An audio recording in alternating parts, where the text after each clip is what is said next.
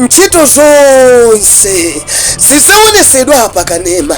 Tisaona china chilichonse tisanalowesedwe ku gehena.